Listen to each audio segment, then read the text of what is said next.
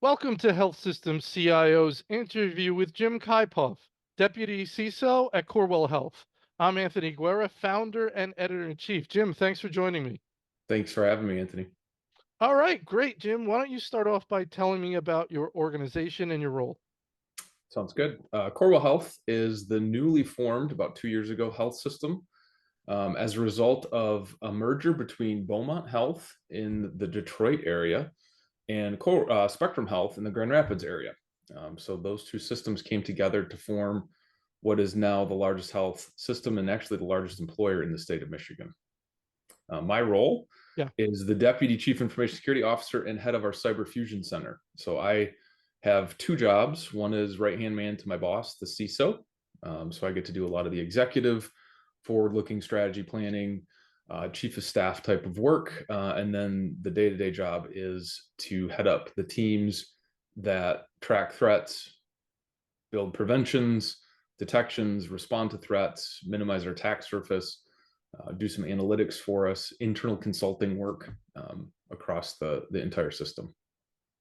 Great. Tell me a little bit about this Cyber Fusion Center. What's that all about? Yeah, so it's an evolution. This is one of the final steps in this evolution. When I started 8 years ago, it was actually be 9 years ago at the end of this month. We had a limited capability to do detection and response. Cyber resilience and response was the name of the team. Over the years, we've added additional services. We call services standard work, standard process, standard ways of doing things. We've changed the security taxonomy, the security landscape, the security engagement across the system. Hmm. And as a result of doing that, we realized there's a lot of opportunity for collaboration within this space. And that's really where we started to think about how do we bring these different teams together under one director for a common vision, common set of objectives and KPIs in a really kind of behind the scenes practical way of interworking and intercommunicating to bring defenders, attackers, the red team to test our defenses, the responders, all under one umbrella to act as one team to provide that cyber defense for the entire organization. So that's not necessarily a post-merger initiative in some sort of fusion of bringing the two health systems together. That's not what it means. No, we took advantage Yeah. of the integration to Mm. create the Cyber Fusion Center, but it had been in the works prior to the coming together of the health system. Yeah. All right, very good. So, that merger certainly is an interesting thing. You were with Spectrum for a while. So was Yep. the your CISO Scott, right? Yep. Yep. So he hired you at Spectrum, right? Correct. And Yep. then you have the merger, which they call it a merger, but usually it's one entity acquiring another. I think, right? You never have absolute equals. Obviously, you were director of information security. You're now deputy CISO. Scott was CISO, is CISO. Yep. Um, can you tell me a little bit more about the merging of the cyber teams? Mhm. In terms of retaining maybe some of the executives from Beaumont, if that was the case, or some of the people there. Yeah. How do you bring two cyber teams together? That is an incredible work. On the pre-merger is really even when that starts is getting just an understanding of what the two systems security programs look like, what they're capable of, how they're structured, what roles have staff, what roles have senior staff, right? Just really creating that map or taxonomy. And then it really helps if you can rationalize both parts of a merger, or if there's three, a third part, to some kind of an independent um, security program view, Hmm. a strategy, if you will. We align to the NIST CSF, for example. So you start talking about capabilities, and then you can have a map of those capabilities to risk. So what risks are we think do you think this new system is going to have?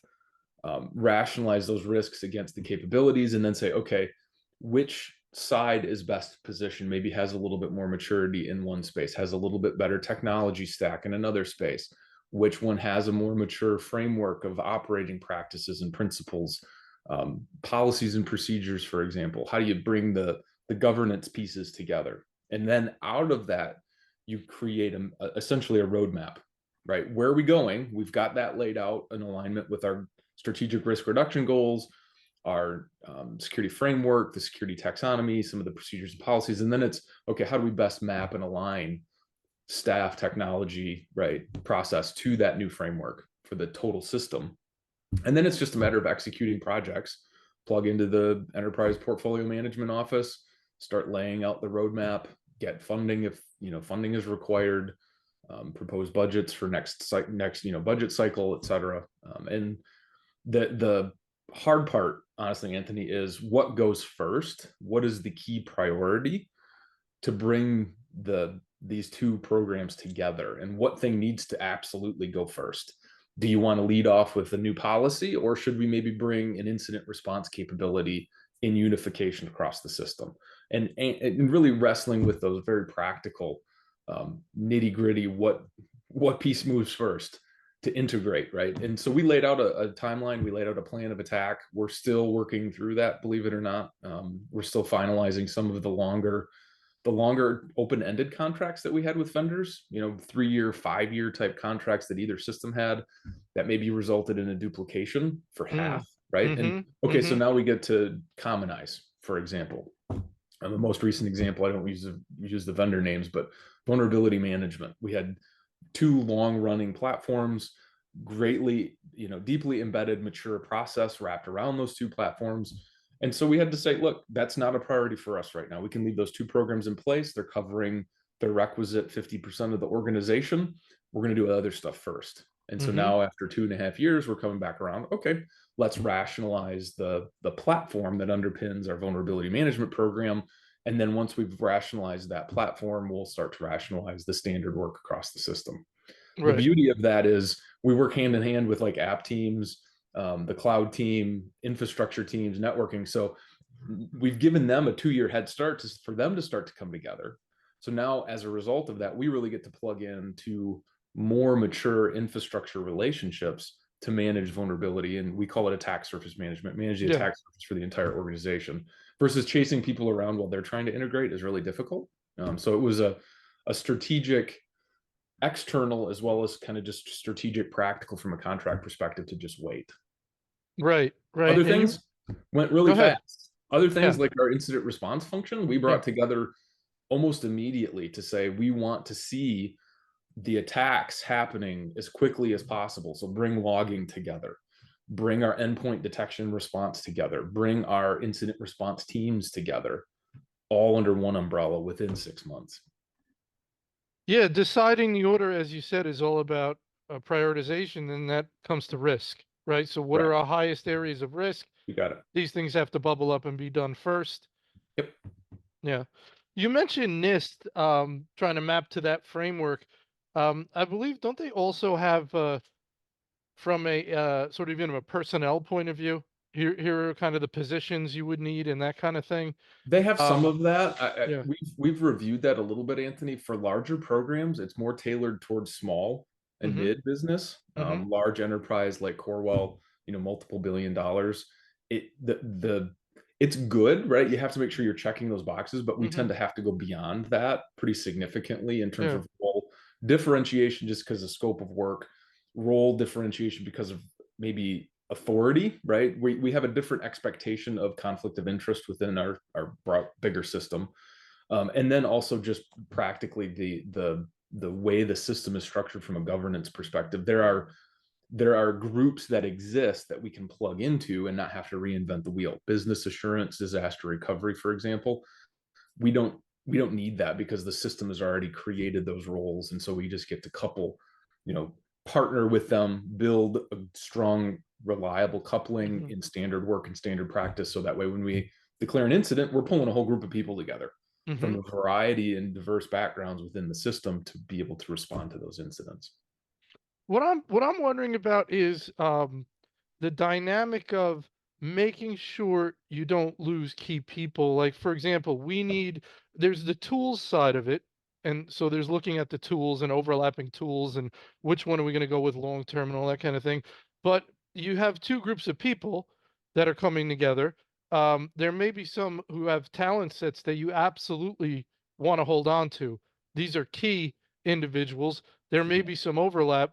When it gets down to that, HR level of retaining key individuals, that seems like a whole different type of work. That is. Oh, absolutely. Yep. In the power of a framework, aligning to a framework that's defensible, that's measurable, right? Mhm. Creating an organizational structure aligned to that, or mappable to that, and then mapping in the risk reductions through our standard work and standard process and catalog gives us a defensible position to say whether a position is needed or not. In our case, we were incredibly fortunate. There were no synergy targets placed on information security. So I had the luxury of being able to demonstrate a mature program, demonstrate mature people and process, and demonstrate really from both sides the capability of protecting an org, the mutual size of what now Corewell Health is, and basically making the justification we need all of the heads we have. Mm, And mhm. so the senior executives, signed off on that plan. Now, through that process, right, there's some people that aren't interested necessarily in making that journey with us, which is fine. That's their choice. Maybe there's some philosophical alignment differences, right? New leaders. Scott and I came from Spectrum. You already noted that. Some people maybe would make the choice not to work for Scott and I, but we want to make it clear, right? Here's our expectations. I don't want it to be any mystery what kind of work I expect from my managers, from my architects, from analysts, engineers. We make it clear. We lay out the plan. We lay out the program. We can even start to kind of paint a picture for what the next 3 to 5 years is going to look like. And then if people want to choose us on that, to choose to join us on that journey, or depart, it's mutual then, right? It's, best of luck in your career. Totally understand you want to take it a different direction. You don't want to be part of this 3 years of admittedly very hard work to bring these two systems together. You don't want to be part of a large system. Whatever it is, that's totally understandable. And we've been able to shake hands and part ways amicably with a number of people. It's unfortunate, right? We don't want to lose anybody, but at the end of the day, then then it's an easier choice as to whether you backfill or you eliminate the headcount, Mhm. right? Right. So a conversation could take any number of shapes and colors. It could be at a basic level, it's going to be there's a different reporting structure. You may be reporting to me, you may be Correct. reporting to Scott, you may be reporting to somebody else. So your reporting structure may change, your group may change. It's certainly possible your role may slightly change, meaning you used to do this. Here's kind of where I see you fitting in. You can do some of what you used to be doing. We might need you to do some other things, any number of flavors. But I Yeah. think the core underlying point there is change. You're Yeah. saying to people, we're going to need you to change in some way to some degree. Yep. What do you think? And Yep. they decide, yes, I'm coming for Correct. the ride, or Yep. they say, not so much. What you Yep. don't want is sort of that, what they call that quiet quitting, meaning Yeah. I'm not Nope. going to quit, but I'm not on board. Yeah. Yeah. I've used the term, you've got rowers, you've got sitters, and you've got hole drillers in your boat. And Go. That's fantastic. we don't the analogy explains itself, right? You've got a group of people, they're the ones that are going to be white knuckling it on the oars. Jim says get to the other shore, we're going to row as hard and as fast as we can within reason. Like, we're not going to run people over that are swimming. Like, we're going to do this intelligently. But some people are like, I'm not so sure of this, but yet I'll give you the benefit of the doubt. And then you have people that are like, absolutely not, I'm going to drill a hole in your boat and hope to sink it even though I'm sitting in it. Different issue, right? And so it's making the choice for these people very clear, right? To be people focused and people first. I've been a part of organizations that have had to make these hard decisions as an employee, not as a leader. And it's hard, right? It's very difficult as an individual contributor to be sitting there going, do I trust my leader? Do I trust him with my career, right? With my job, with my livelihood, if I'm providing for a family? Like, you got to make those hard decisions. So my approach, and you can talk to any of the people that work for me, my approach is to know them, right? Know my people. Are they married? Do they have kids? Do they want kids? Like, are they single? Like, are they just out of college? Is this their first job? Have they been doing this for an entire, career? So that I can tailor the message unique to them, right? And be as engaging at a personal level as possible. At times, I don't know what the future holds, but when I do, I will explain it to you. Other times, it's here's what I know of the future. Here's the roadmap, right? subject to change, but at this point, this is what I believe is going to happen. And at other times, it's like, I do know the roadmap and I can't tell you. Mm-hmm. You're gonna have Mm-hmm. to trust me, right? Yeah. We have a finger on the pulse of where the org is going.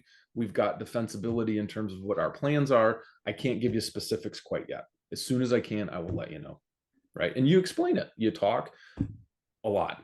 Send emails, instant messages, face-to-face meetings, group meetings, one-on-ones. You explain it again and again and again. You get really good at telling stories to build trust and engender trust. And in doing that, then I get the benefit of learning who my people are so that I can craft and tailor the message to be even more targeted to what they need to hear. Yeah, so let's have some fun with this. Yeah, I've always been of the opinion that, yeah, I mean, you want to engage, you want to ask people, you want to get to know people, but I've always felt like, there's a line there. There's a line there that a manager has to respect, correct. right? And if you Yep. if you try and get too friendly, I just don't think it's appropriate. And I'm not saying you're doing that at all. My point is Yeah. I've heard other people, when I hear people err, in my opinion, at least with what they're saying, it sounds like it's overdoing that. And I think there's an appropriate point to stop, which I'm sure you do as Yeah. well. Um, I don't know. I just feel like sometimes less is more in that area. Yeah. So what you're hinting at, Anthony, is the listening versus speaking, right? How much do I listen, which is ultimately building trust as this person shares, right, with me what their deep rooted fears are ultimately, like, hey, I'm worried for my job, right? And then empathizing, but yet how do I phrase this? Empathizing in a productive way, right? As a leader, I'm going to shape your fears not maybe to alleviate them, but to give you more knowledge so that you can control your fears yourself. Hmm. Right. If I was your friend, Anthony, I would be coming alongside of you and trying to support you in your fears. As your boss, I want to know what they are so that I can better represent the future state direction to you. Yeah. It's subtle, it's a little Yeah. bit different, but at the end of the day, the litmus test for a leader is, can I make the hard decisions about this person or not? Mm. Can I give them an honest performance feedback or not? Can I give them critical feedback about performance, not performance, but like career development? Hey, you want to Hmm. get to the next level in your career. Here are the things I see that you need to improve on. Versus, don't worry about it, Anthony. You know me, I know you. I'll just put you on my coattails and we'll go to the top together. Right Right. now, you've crossed over that line into being Right. appropriate. And that's no good for anybody. No, Um, it's what? unfair. Go ahead. Fundamentally, it's unfair to them because you're robbing them of growth and development opportunities. Yes, 100% agreed. Um, it's just in line with what we're discussing here. What would you say? Let's say somebody was interviewing with you, could be somebody internal, maybe want to move over to cyber or whatever, or external. How would you best describe to them your expectations, what you want from them? And obviously, technical issues we're not going to discuss these. That would depend on Right. the role. I Right. mean, what do you expect for them to bring to the table? Yeah, that's a great question, and that changes with role a little bit. Am I interviewing for an individual contributor like an architect? I have architects that report directly to me. That's an individual contributor role. They're thought leaders. Or am I interviewing a manager who has people reporting directly to them? And then, in which case, that's a people leadership role. I will differentiate between those two, but at the end of the day, there's some core competencies that I want to draw out. Communication. How well can somebody articulate a vision? Hmm. Right?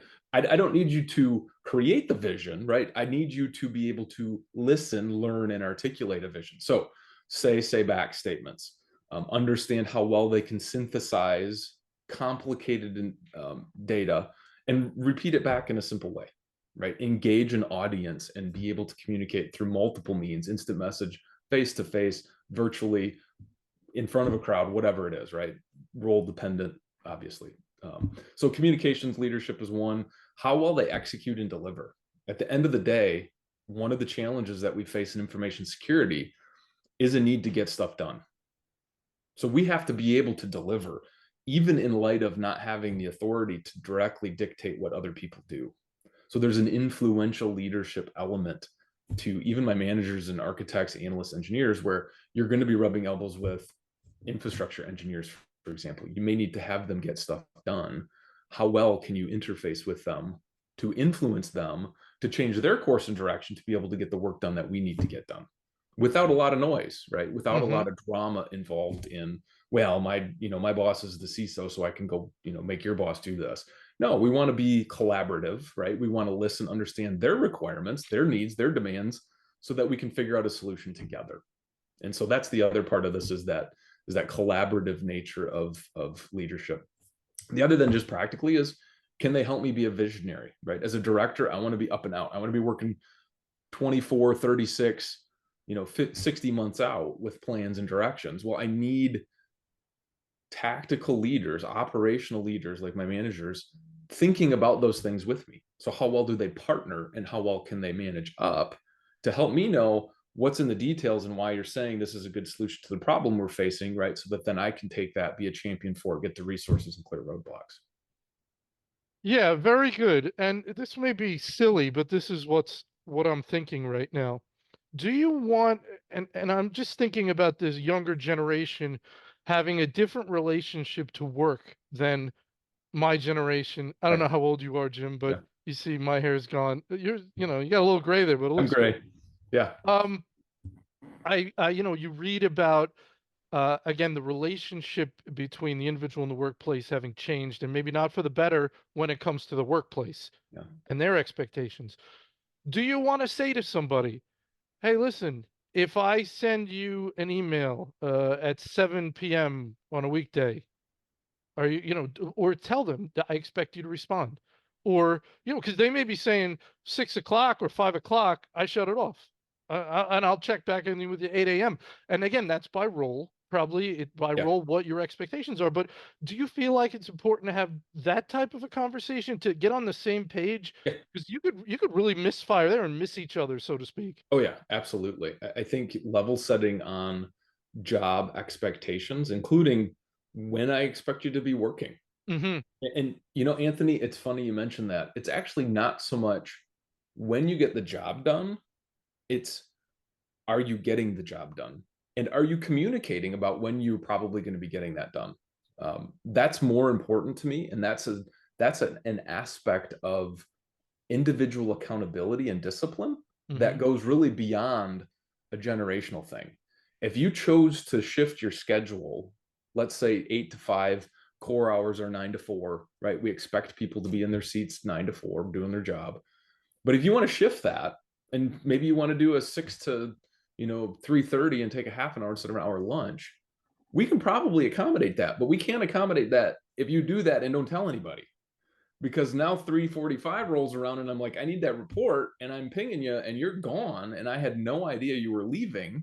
I think core hours are 9 to 4 and you're gone. I'm like, okay, we got a problem, right? But if you Hmm. communicate that and you're proactive about, hey, sorry, lost my camera. Hey, It's okay. here's what's the plan is for this Yeah. week, for this month, for this quarter, right? I just had a child. I'm gonna have to flex my schedule, whatever. If you're talking to me about it, we can probably make accommodations for you. So it's proactive Yeah. communication, right? Proactive communication.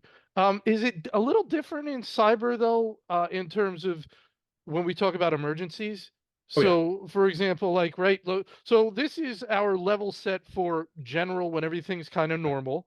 Yep. Sort of emergency, you don't Yeah. get to go to your kid's volleyball game today. I'm Sorry. sorry. I don't know. Yes. Yeah. So give me your thoughts around laying that out.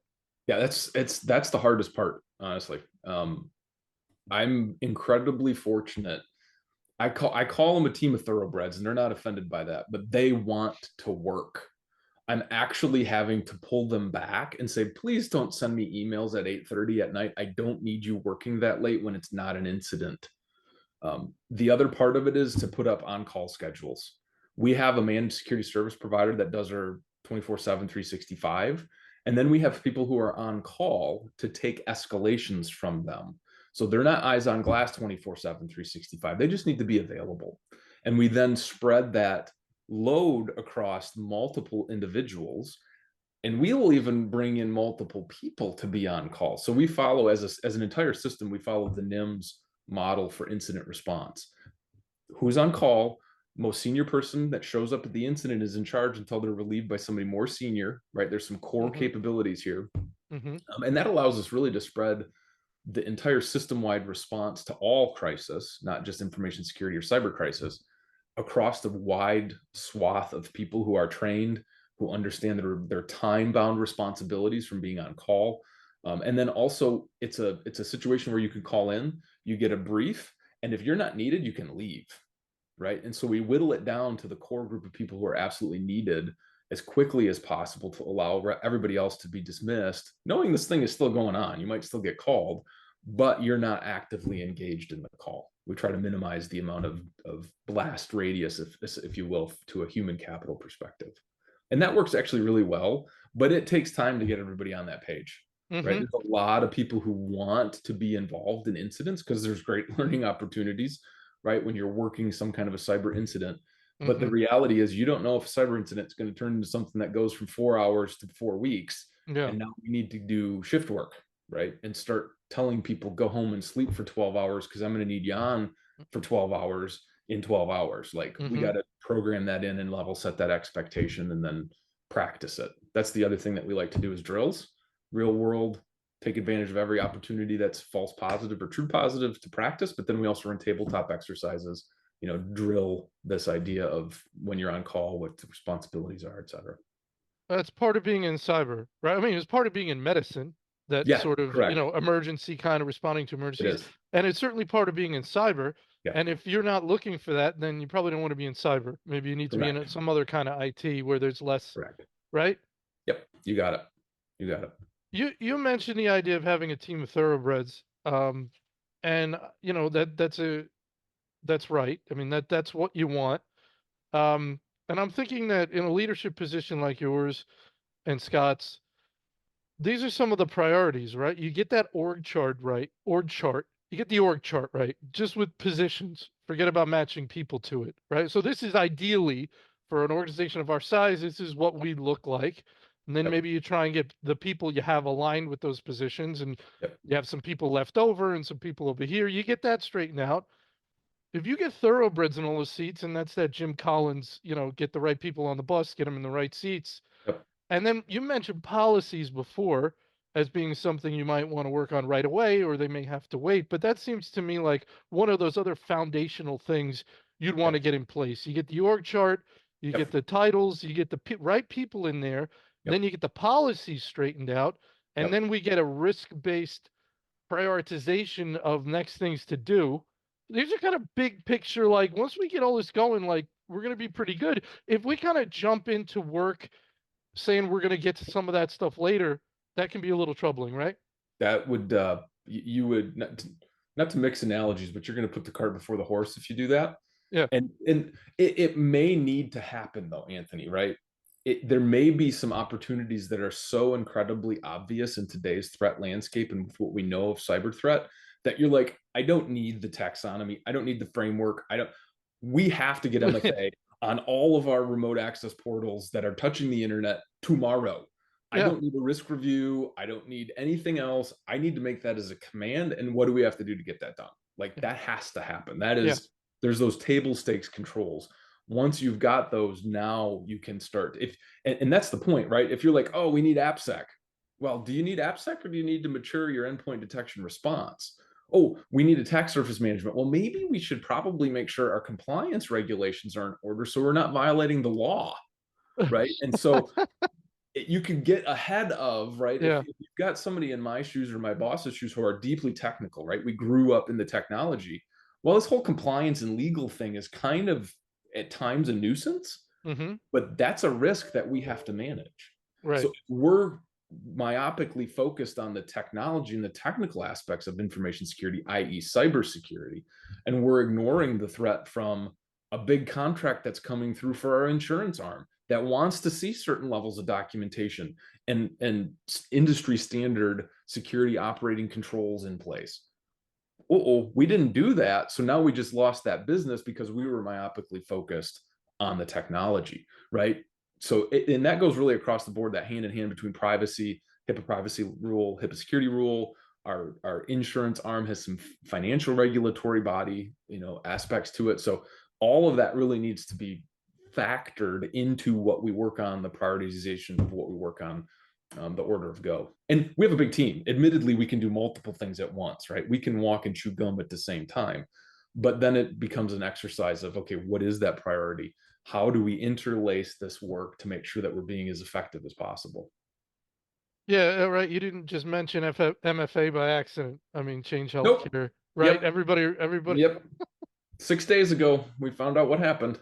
All right, let me ask you this because I have to let you go soon because we're already at a half hour. But I asked another CISO this the other day, which is uh, when you see that thing about the MFA and the change thing, I asked him. I said, as a CISO, do you say, "Yep, I get it," or do you say, "How could they let that happen?" He says, "No, absolutely, yep, I get it." It just there's so much going on, and we use the analogy of Yeah. a mansion with. I said it's like a man. You're in a mansion with a million windows, and all you need is one to be open to get breached. And he said it doesn't even have to be open all the way. And I was like, oh man, that's a great. So Yeah. your thoughts there when you hear about the change thing, you hear about MFA not being Yeah. on and that's how in one spot and that's how they got in. Do you say, I get it? I get it. Yeah. 100%.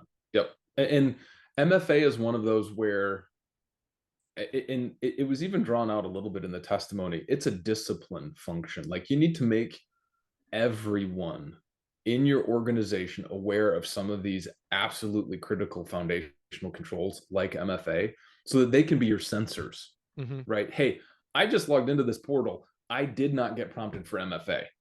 Please tell me that. Please surface those types of issues. Somebody calls and says, I'm the CEO and I need to change my bank account and routing information for my direct deposit. Please raise your hand and say something. I am not going to be able to detect that.